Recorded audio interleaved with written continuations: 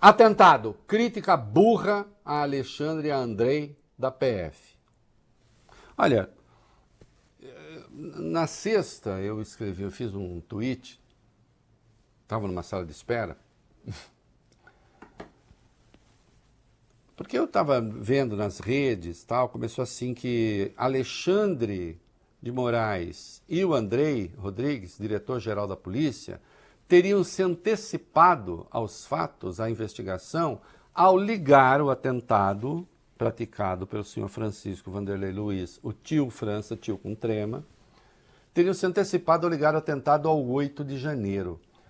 Eu não conheço coisa mais estúpida do que isso, com a devida vênia. 8 de janeiro agora virou tipo penal? Tem um crime chamado você cometeu o crime de 8 de janeiro. Qual é o seu crime? 8 de janeiro. Veja lá o artigo do Código Penal. Ou veja a lei tal, que tem o artigo, tem o crime de 8 de janeiro. Não existe crime de 8 de janeiro. O 8 de janeiro foi feito por um conjunto de crimes. O que eles disseram, mas aí que qualquer pessoa razoável dirá e tem de dizer, é que tanto o 8 de janeiro como isso que ele fez, ambas são coisas derivadas de um conjunto de outras que fizeram história no Brasil, não é? O 8 de janeiro não saiu do nada. Não é só, um monte de gente maluca resolveu quebrar tudo. Não. Há fatores antecedentes ali. Assim como o tio França, né? O tio com trema. Há fatores que explicam. Foi só isso que se falou? É a coisa mais óbvia do mundo. Agora, querer falar que eles se anteciparam em quê?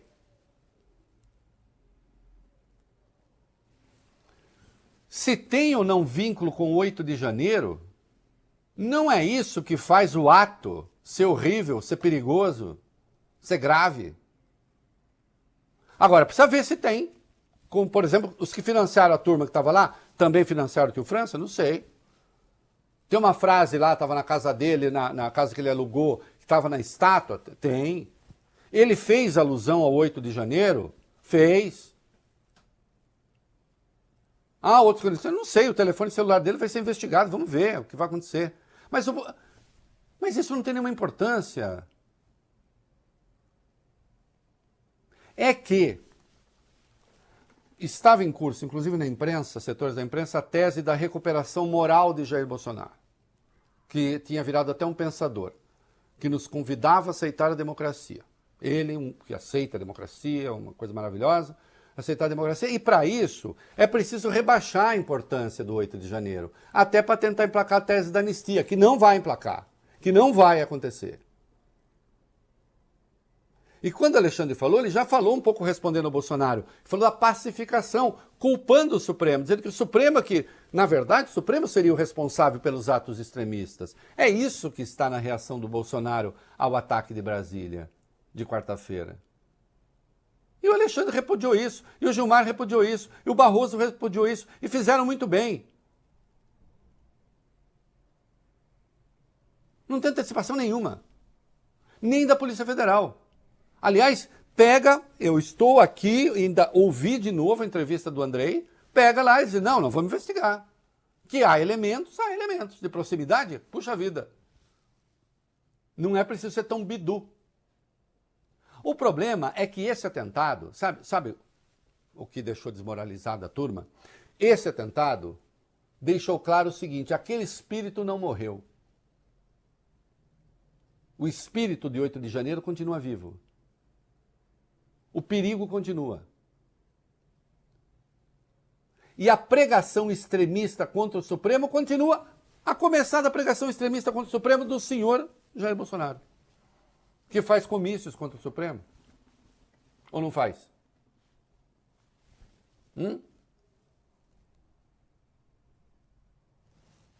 Parar de onda.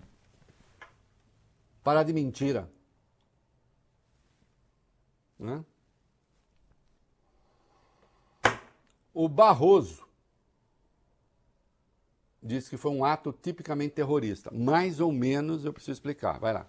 O presidente do Supremo Tribunal Federal, o ministro Luiz Roberto Barroso, afirmou também que o atentado, que a extensão da gravidade ainda está sendo medida pelas investigações. A declaração foi numa entrevista ao canal o canal de TV CNBC Brasil. Segundo ele, é preciso determinar se foi um ato isolado ou parte de uma articulação maior. Ele falou, foi um ato tipicamente terrorista que infelizmente se insere numa cadeia que vem de longe, de busca de desacreditar as instituições, ofender as pessoas. Nós perdemos muito em civilidade nos últimos tempos no Brasil e precisamos resgatar. O episódio, na visão dele, pode interferir no debate sobre a anistia dos envolvidos nos atos golpistas, mas isso é um tema para o Congresso debater, segundo Luiz Roberto Barroso. Para o Congresso debater e, se aprovada, vai parar no Supremo e o Supremo vai dizer não. Porque contraria a Constituição. Eu só quero fazer um reparo, eu tomei muita porrada quando se aprovou a Lei 13.260, que é a lei do terrorismo, porque ela tem um problema grave. E à época, infelizmente, a esquerda quis essa lei.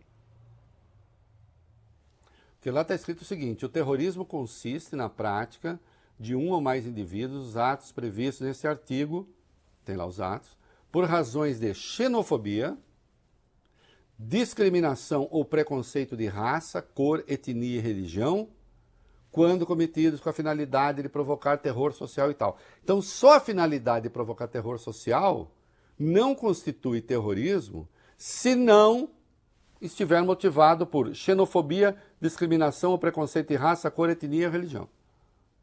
Eu acho que é um ato tipicamente terrorista também. Só que a lei antiterrorismo do Brasil diria, não, isso é outra coisa, não é terrorismo, que não é motivado por xenofobia, nem por discriminação, preconceito de raça, cor, etnia e religião. A lei é manca. A lei é ruim. Precisamos encarar essa realidade. Eu acho um ato tipicamente terrorista. Mas o terrorismo político, propriamente, no Brasil, não está caracterizado em lei. Eu acho terrorista? Acho terrorista. Terrorista como adjetivo, o que se considera terrorismo mundo afora? É. Na lei brasileira tem um problema. E aí, acreditem no meu faro jornalístico, meninos, eu não sou apenas um comentador. Eu não falei para vocês que eu tinha achado a entrevista da ex-mulher do tio França um pouco estranha? Sim. Falei. E aconteceu o quê? Vai lá. Reinaldo, a casa onde morava Francisco Vanderlei Luiz, conhecido como Tio França, foi incendiada ontem. O local no Rio Grande do Sul, o local em Rio do Sul, em Santa Catarina. É o mesmo no qual o homem trabalhava como chaveiro. A ex-mulher dele, Daiane Dias, de 41 anos, estava na casa, ficou ferida. Ela teve 100% do corpo atingido com queimaduras de primeiro, segundo e terceiro grau. Ela foi transferida para o Hospital Teresa Ramos de Lages, na Serra de Santa Catarina. A Polícia Civil investiga agora as circunstâncias desse incêndio. E tudo indica que ela botou fogo na casa e resolveu ficar lá dentro. A Polícia Civil já tem provas de que ela comprou inflamáveis domingo de manhã, produtos inflamáveis, numa loja de Rio do Sul. Em seguida voltou para casa e teria provocado incêndio. A Polícia Civil foi até o local, em nota a corporação informou que foi até o local, declarou que a principal hipótese é que a mulher tenha colocado fogo no imóvel. Por que fez isso? Não sei, precisa ser investigado. O que eu sei, nem precisa botar o vídeo de novo, o que eu sei é que ela, na entrevista que ela concedeu, o repórter pergunta claramente para ela, então ele, o Francisco Vanderlei, queria matar pessoas? Ela diz, pessoas não, o Alexandre de Moraes. E eu achei uma resposta estranha. Na hipótese de que o Alexandre seja pessoa também, acho que sim.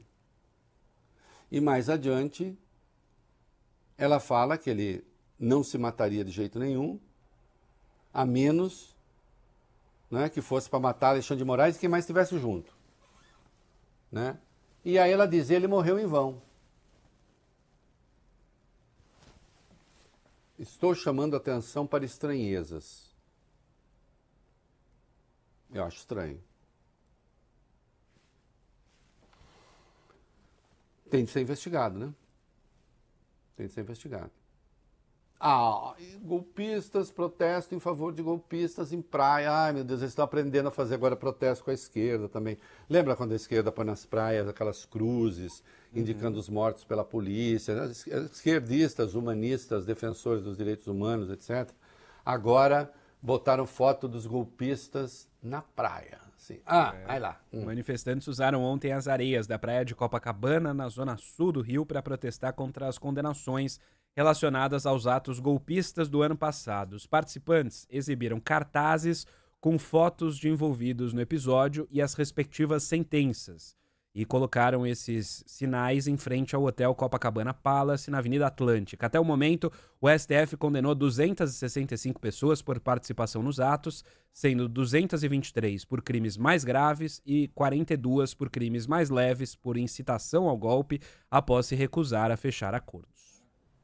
Olha, eu acho muito impressionante, né? Esse tipo de coisa nunca aconteceu no Brasil. E o movimento da anistia de 1979. Eu tenho 43 anos, vale bem, mas eu lembro bem, porque eu participei, inclusive. Né? Em espírito, né? Que eu não tinha nem nascido. Não tinha nem nascido, mas participei em espírito, assim, antecipando. Né? Antecipando, meu espírito veio, né, do futuro e participou ali, do negócio da anistia e tal.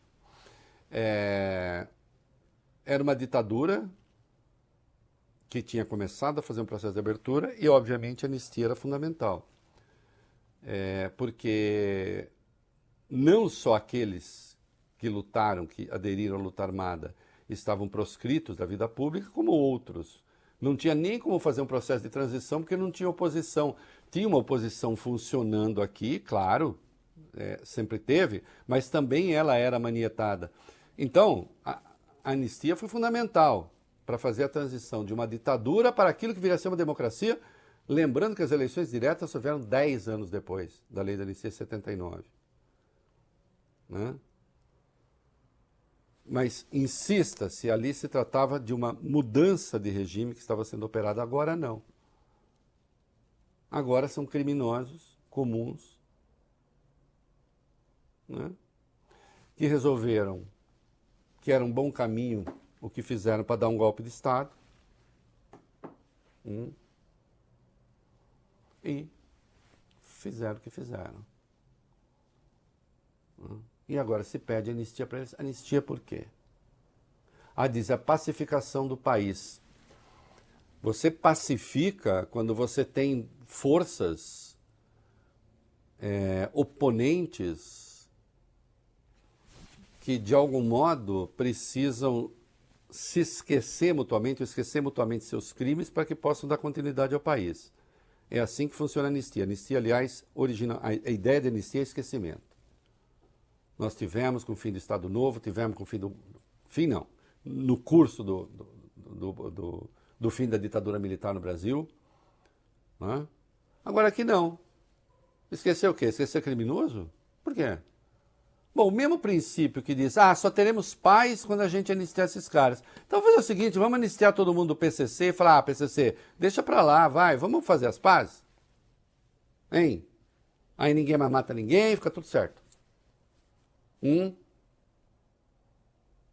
Será que é assim? Será que pode ser? Faça campanha à vontade. Não sei se o Congresso vota, não sei se aprova. Não passa pelo Supremo. E ponto. Você que é bolsonarista, que não sei o quê, que acha que o Bolsonaro vai ser candidato, ele não vai ser candidato. Eu até me penitencio um pouco de eu ficar prestando um serviço a vocês, né, de informação. Não, ele não será candidato. Se quiser, se arranja com Tarcísio, ou sei lá com quem. Tá certo?